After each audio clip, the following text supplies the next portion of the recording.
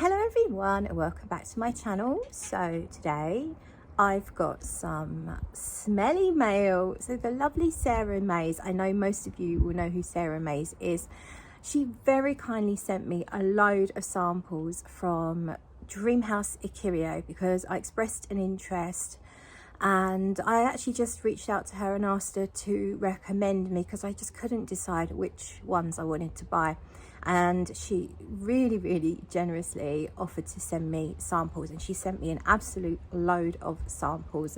So I have been spending, I'd say, about a week with these. Some of them I've tried on my skin, others haven't made it to my skin because I'm not gelling with them. So I have put them in a sort of an order of least to most favorite, and I thought we'd start with my least favorite because I like to be completely honest with you, and there's a couple here I don't like, and they're just really not my taste. And then of course there's loads I really like. So some of them are a little bit masculine, and they all the ones that I think are a bit masculine do come down this end of me not liking them so much.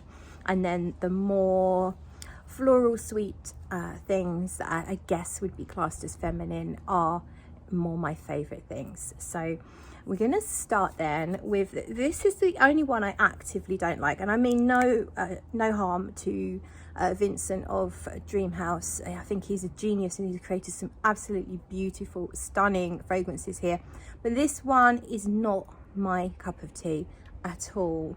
It's called Orange Moonshine, and I don't remember the notes.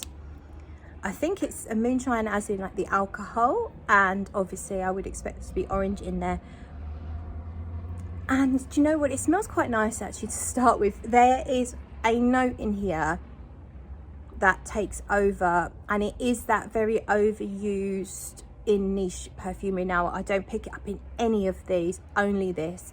It's one of those woody ambers, and it's quite a strong one. So whether it's amber max, amber extreme, something like that, and I could be completely wrong, but that's what I perceive here, and I just don't like it. But I do get some nice aspects in here. I do pick up almost like an orangey booziness, a little bit of sweetness, a peppery, and then this dry sort of woody note that I'm just not that keen on. So I won't dwell too long in here. As I say, I don't know the notes now. I think this would appeal to those of you that really don't mind those modern niche fragrances that do have a lot of those woody ambery type notes to them. They certainly provide a lot of projection and longevity. There's no arguing with that, but it's just not my thing. But yeah, quite still perfectly pleasant, but it's just not my thing.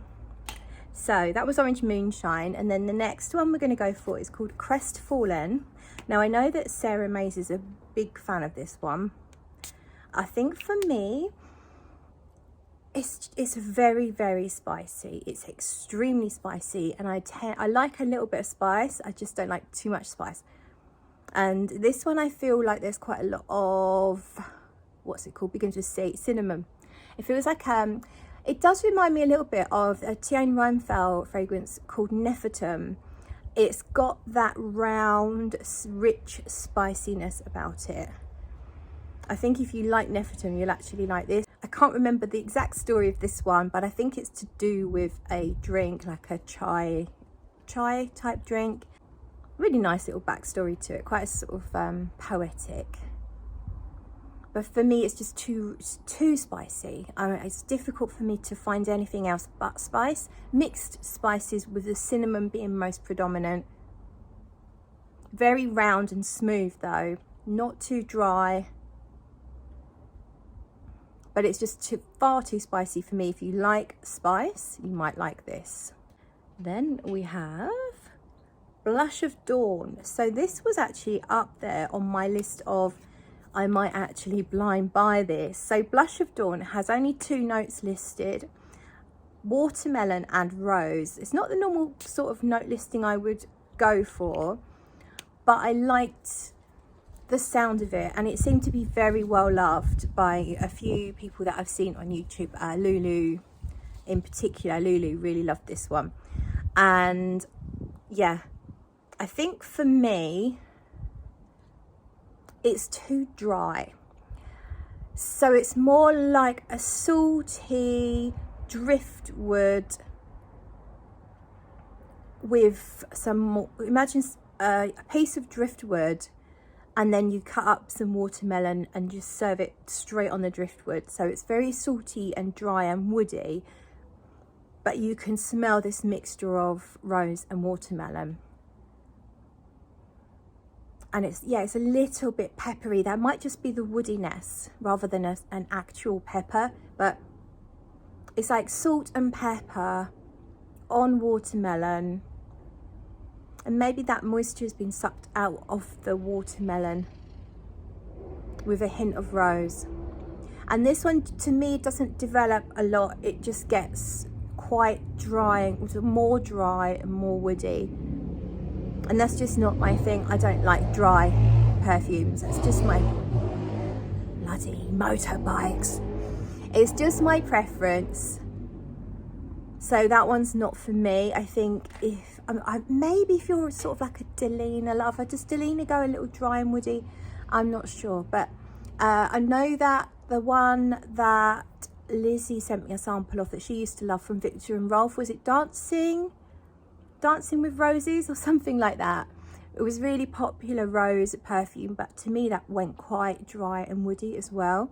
So if you like that one, you might like this one. The next one then is called Everywhen and When.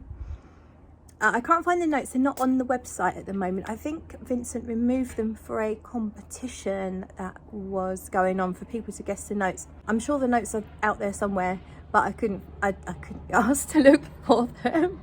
This is only at the back of this list because I think it's too masculine for me, but I think it's really nice. It's another woody fragrance. I think it's woody with a little bit of a citrusiness, but it smells to me like a vetiver. I think this is the one that smells like vetiver but didn't have vetiver in it. It might be this, it might be another one. It smells like a mixture of woods, maybe like a vetiver and a sandalwood and a cedar. Now I'm just guessing. With something a little warmer, more moist and mixing in. So like almost like a cashmeran or something like that. It makes you think of skin. Yeah, I guess you'd say it smells a little bit like warm skin at the same time. There's a hint of sweetness in here, but not as much sweetness as I crave in a perfume, which is probably why I've put it as more masculine. Although you absolutely could wear this no matter what you are, and possibly on skin. This would be quite, I think this would be quite nice. So I'm actually going to, haven't tried this one on skin, so let's put this one on skin right now. Where did I put it? Where are we? Right, Everywhere and When, or Everywhen and Where. We'll pop that one on here. Okay, right.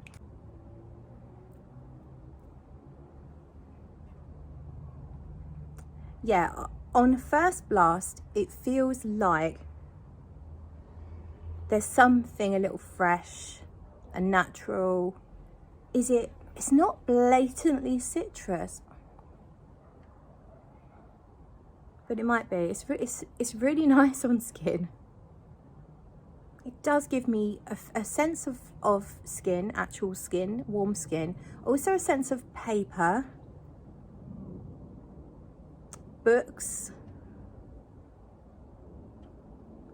old books in a library, so a slightly vanillic, papery, woody thing. It's actually one of the, at the moment, this is one of those that would go into the category of your skin but better. Something just a tiny bit green in there, almost like tree, fresh tree, like not old tree, fresh, moist interior of a tree. Oh, something else nice is coming out now. Definitely getting something sweet coming out, whether there's a touch of vanilla or something along those lines.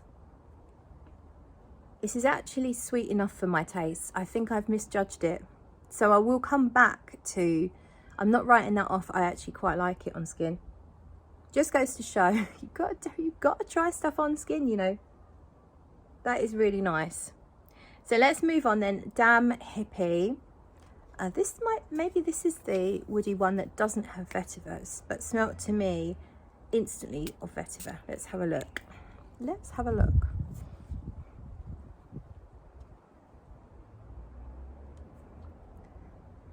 Because I was expecting Damn Hippie, it has a patchouli note, and as you would expect, any kind of hippie type fragrance generally goes heavy on the patchouli. So I'm thinking it's going to be too much patchouli for my taste. And actually I don't find it really heavy in patchouli. It's there for sure, but it's a nicer patchouli that, or it's a patchouli that I like more than other versions of patchouli, in that it's not too earthy, sort of like sickly coca-y. Some of those patchoulis that are really moist, I don't really like. This is where I like a note to be dry in patchouli, weirdly. Even though I don't like a whole fragrance composition to be dry, I do like an aged, dried patchouli. Now, I don't know what patchouli is in here, and I don't think it's leaning one way or the other. It's more in between. That might just be the other materials blending with it. So you can tell it's a patchouli, but it's not really, really heavy patchouli. It smells light. Again, it's woody, but also a little green,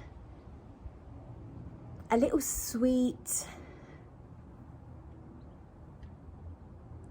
Yeah, it's making me think outdoors. It's making me think of walking through meadows, but maybe there's a few trees dotted about. And it does smell a little bit like vetiver as well. Really sort of natural, earthy, woody, slightly green, slightly sweet fragrance. Very nice. Not for me, maybe just too green and woody. But there's more to it than that. It's hard to explain. Something I would definitely enjoy in someone else, but maybe from my perception, slightly masculine. So that's that one. Next up, Cashmeran. Cashmeran, I did look up the notes of this one. It's obviously a cardamom fragrance. If you love cardamom, you absolutely should check this one out, because it's very heavy in the cardamom. I think it's got a cardamom, a chai latte, and a pink pepper note. And it leans gourmand, in my opinion. I've smelt something similar to this before. They're not the same. I haven't smelt this exact thing. I think if you like, it does smell almost tea-like, quite a strong cardamom, quite not sharp exactly. There's a mixture of smooth, sorry, my samples are escaping. There's a mixture of smooth and sharp at the same time, and creamy.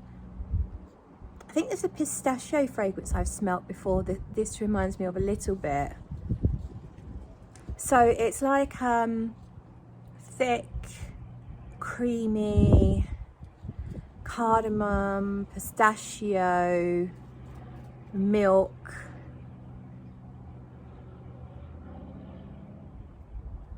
And with a bit of a slap in the face of the cardamon's, kind of like awakening, refreshing, sharp, vibrant. I think that's really, really nice. I tend not to go for cardamom heavy fragrances, so it's not for me, but I do think it's a really beautiful fragrance if you like something that sort of teeters gourmand. If you really love a cardamom note, then it's one to try.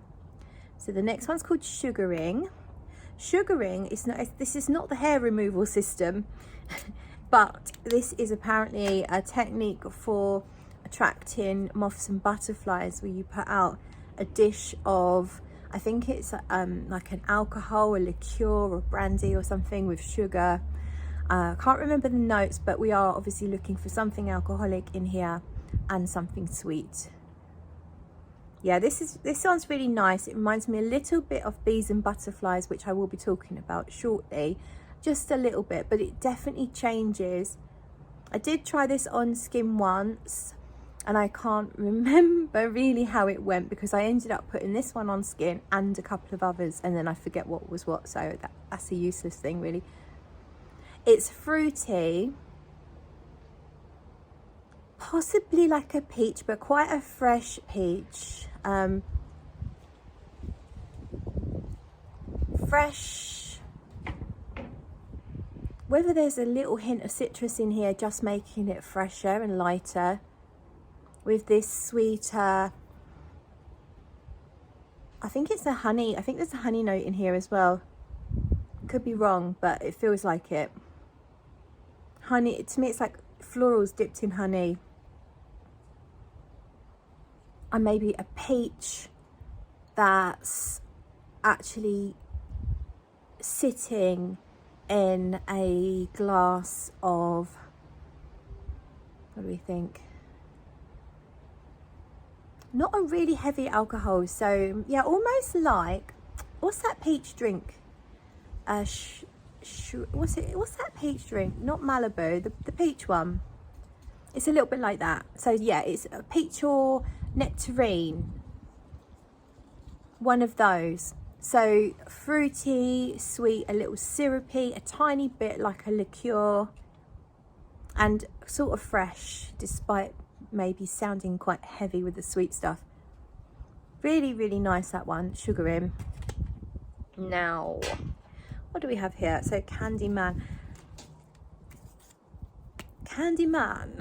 This one.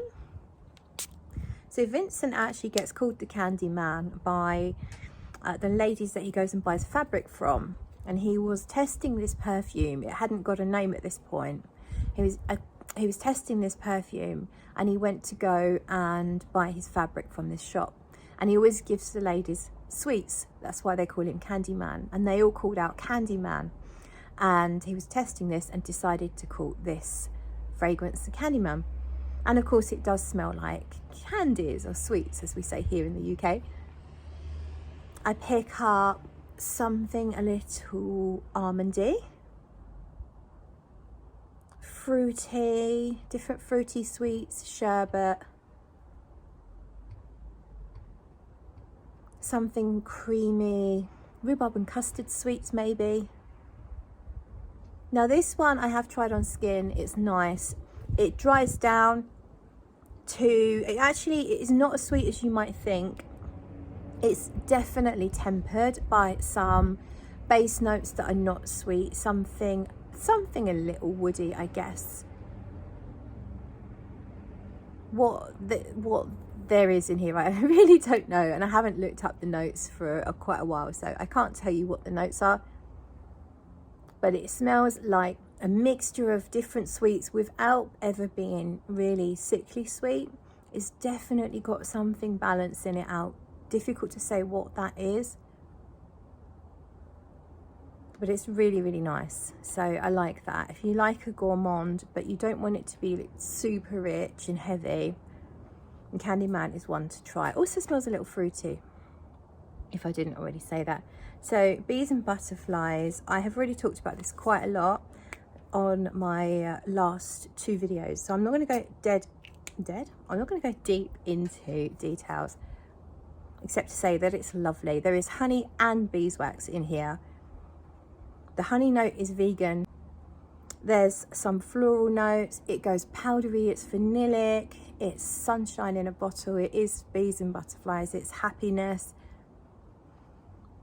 Definitely powdery, light, definitely not heavy, not too rich, but quite sweet.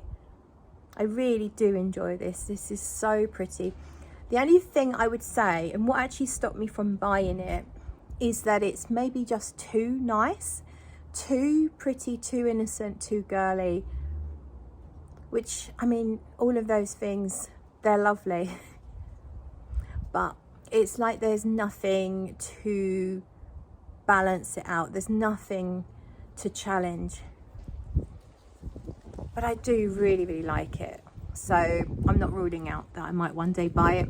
But it is so nice. It's like, is it too nice, was my question to myself. I'm not sure. It's really lovely. I mean, it's way up there as one of the nicest things I've smelt in a long time. I have an insect on my leg. Go away. It's a little spider. Right. So bees and butterflies definitely gets a thumbs up from me. So then we have White Rabbit. I have now spoken about this one before as well. Tried it on skin on numerous occasions. Really like it. It's a wild ride. It's got so many different twists and turns to this journey down the rabbit hole. Starts off fruity, but with this strange tartness that's difficult to describe. It sometimes reminds me of rhubarb. There's definitely something there that's sort of rhubarb-y, like got a twang. It's got a twang to it. Almost slightly rubbery, but not in a bad way, not badly rubbery. But it's ultimately a fruity floral that kind of goes a bit gourmand. There's some vanilla in here. I get an earthy note from it. It actually reminds me of soil further into the wear, but it's not heavy. It's quite subtle, and I also get a slightly leathery note that again further in the dry down and doesn't go on forever, and also is very subtle. As well as the sweetness remains all the way through. Fruitiness, could even be jam tarts. I mean, it's lovely. It's so nice. Another one that I would say is not full-on gourmand. But it's more than teetering gourmand. Really, really lovely. I'm a big fan of White Rabbit, and the craftsmanship, the development, the way that this changes on the skin is amazing. It's something to behold. So yeah, I can see why this is, as far as I'm aware, it's one of Vincent's most well-known and well-loved perfumes. So next up, we've got Blood Cherry Cordial. Now, I was expecting this to be too gourmand for me, too rich, too sweet, based on the notes. I think there's chocolate, cherry, I can't remember what else. I guess there's an alcohol or some sort of drink. But actually, I have tried this on skin a couple of times, and it's another gourmand that's not too gourmand and it's not too heavy. You might think, oh, it's got chocolate, it's got cherry, it's going to be really heavy, it's going to be a full autumn, winter fragrance. But actually, I wore this last night. I went for drinks with my choir group. There was no choir last night, so we all met in Wetherspoons for some drinks, and I chose to wear this. It was still quite warm when I headed out, and it's not too heavy. So when you spray it, I definitely get quite a strong almond note, and go away, it's right in my face. I get an almond, almost like a cherry bakewell actually. Yeah, cherry bakewell, if you know what that is. So it's an almond and cherry flavoured tart with some raspberry jam in it, or cherry jam probably. So I do get a little bit of that, and then just a hint of chocolate. It's really gorgeous because it's not heavy. It's definitely sweet. It's quite sweet. It's as sweet as Bees and Butterflies, but it's not, I mean, I don't think it's sickly. You might, depends on your taste. It's pretty sweet, but it's not really heavy, and on skin it does gently soften and change.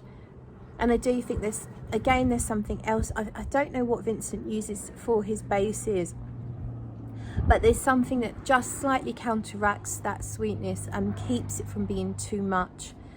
And yeah, this is light enough to wear in the summer, And it might not be heavy enough for the deepest, darkest days of winter. It might actually, because it doesn't feel like it's really, you know, thick and heavy and a massive projector. So it's more of an intimate fragrance, but not too intimate. I definitely got some sillage from it and some soft projection last night, but really delicious. I mean, it really is. If you like almondy smelling things, if you like the cherry that has the almond nuances type smell, but it's not a lost cherry dupe whatsoever. It is a really nice cherry fragrance, so I like that one quite a lot. And that was what do we call it, blood cherry cordial. So next up then, Beige Fleur. Now this is one that I actually ordered blind when Vincent had the sale, so this is actually on its way to me now, I think. Beige Fleur is actually not a flanker as such, but is kind of related to bees and butterflies. So it has some similar notes, but it has also a coconut, I think it's a coconut and a milk. It definitely has a powderiness, but a creaminess simultaneously.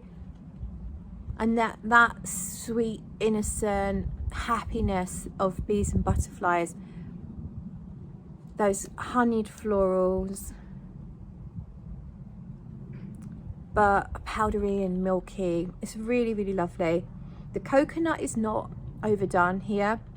It's quite subtle and very smooth, because I'm not a big fan of coconut. I took a chance here because from what I'd smelled from Vincent, well, I knew the two fragrances at that point, I could see that he does things with subtlety. So I felt confident that the coconut note was not going to be big or really annoying. And I was right. I'm really happy to say the coconut is subtle and it's mixed in with everything in a really beautiful way that it's quite possible someone might not even notice that it's that it has a coconut note. It does have that exotic island feel, but it doesn't smell beachy in that it doesn't have a suntan lotion scent to it.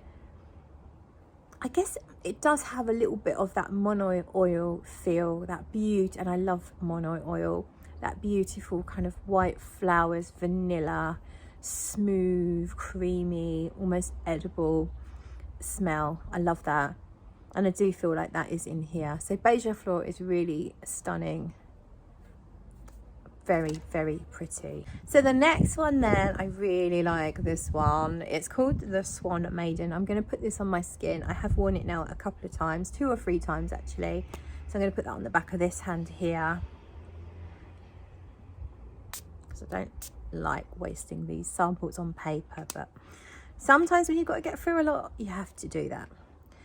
The Swan Maiden is full bottle worthy for my tastes, and I do think that at some point I'll probably buy the Swan Maiden.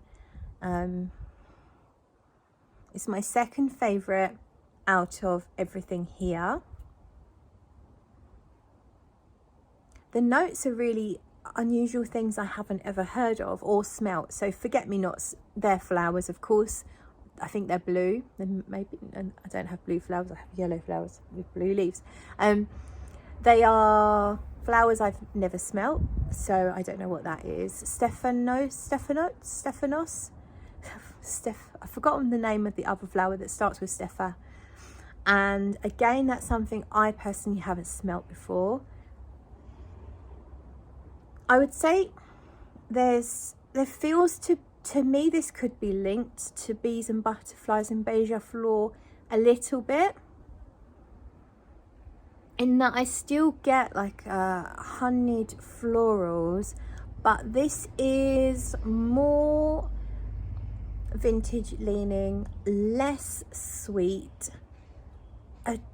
more interesting, just because I feel like there are some contradictory notes in here that keep it. In fact, I swear I get a little bit of civet at some point in the wear. I've just remembered that.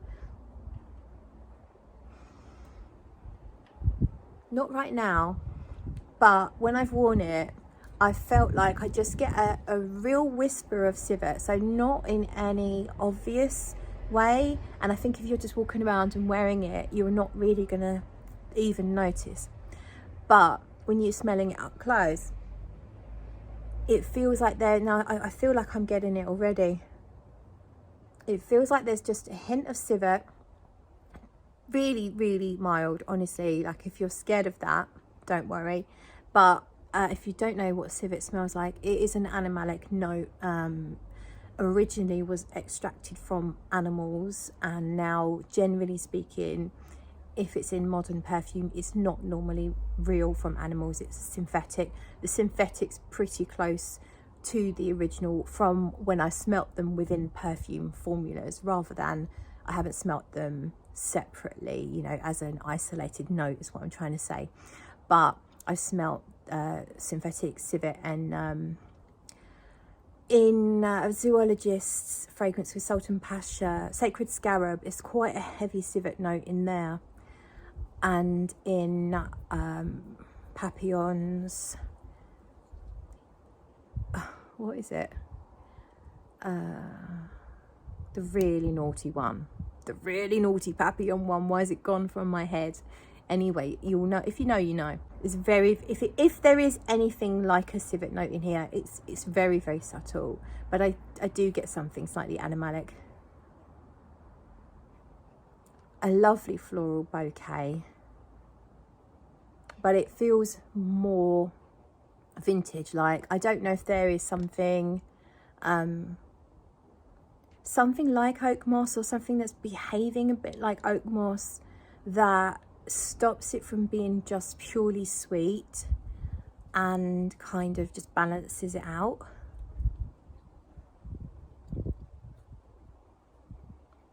It's difficult to describe, and when it dries down on the skin, it does get really sexy. Now there's some different notes as well. I think there's an ambroxan note.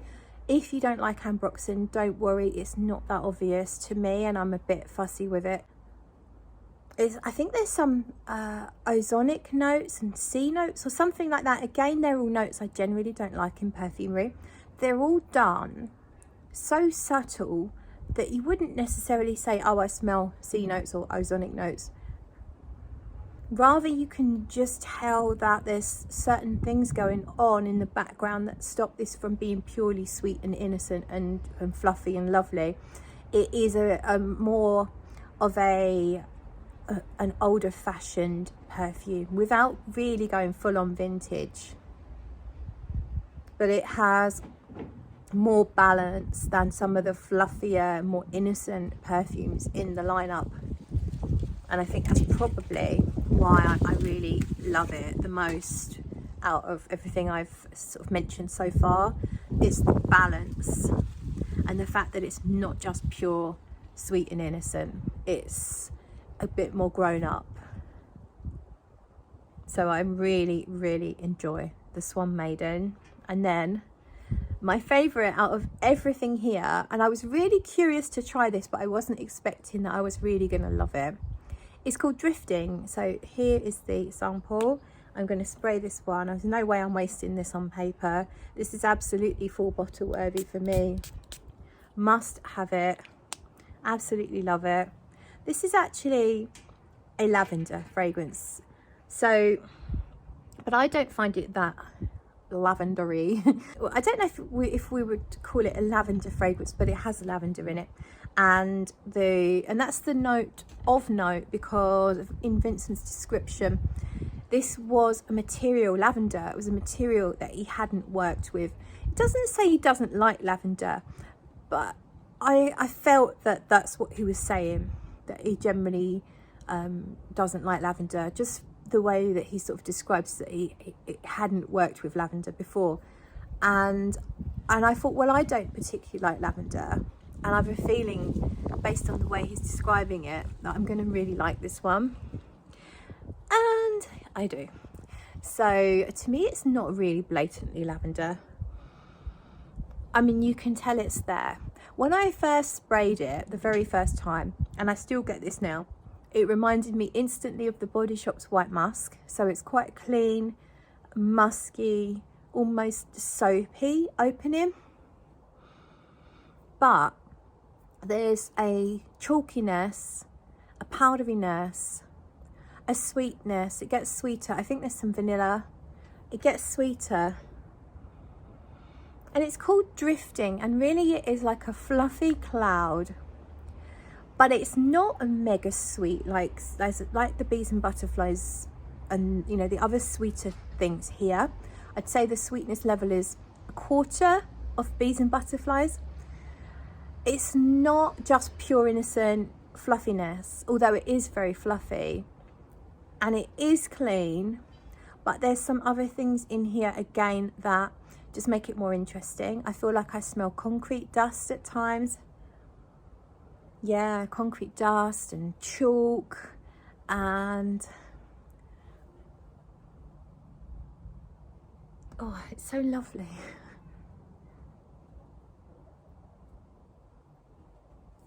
I honestly don't know how to describe it, but it is very much, you could call it clouds, you could call it air. It is one of those Your Skin But Better perfumes, I think, but it has enough presence that you notice it as you wear it. It's that appropriate fragrance for any situation because there's nothing offensive about it. It's not too sweet and it doesn't have any weirdness about it. It's that perfect fragrance for if you had an appointment, a sort of face-to-face appointment in any situation. If you worked with children or vulnerable people, or just generally with people and you want to smell approachable and nice and clean, but it's so much more interesting than that just by itself makes it sound. I'm not sure if there's iris in here. It feels like there probably is. It's something that's a touch on the earthy side. It smells mysterious, but in a very, not in a dark incensey way, not in a witch, wizard, gothic way, almost the opposite way, like the Good Witch. Maybe this is what the Good Witch would smell like. I don't know, but it's lovely. It's really, really lovely. I highly recommend checking it out if you can. It's up there with, yeah, it's going on the wish list, and it's my number one out of all of these perfumes that I want to buy. And the other one I want to buy is Swan Maiden. And then I'm just going to quickly go back to Everywhere and When. And yeah, on me, I would say it definitely smells quite masculine now. Woody, but also maybe even like the faintest hint of leather and a little bit of pepper. More than the faintest hint of leather actually. Leather, woods, and then like a really light smoke. Not a really dry smoke, but a light smoke. Wood, yeah, dust from wood dust. It's nice. It's not for me. It's not sweet enough for me. So that is it then. Let me know if you've tried any of these fragrances. I would love to know what are your favorites, and I will see you in another video. Bye.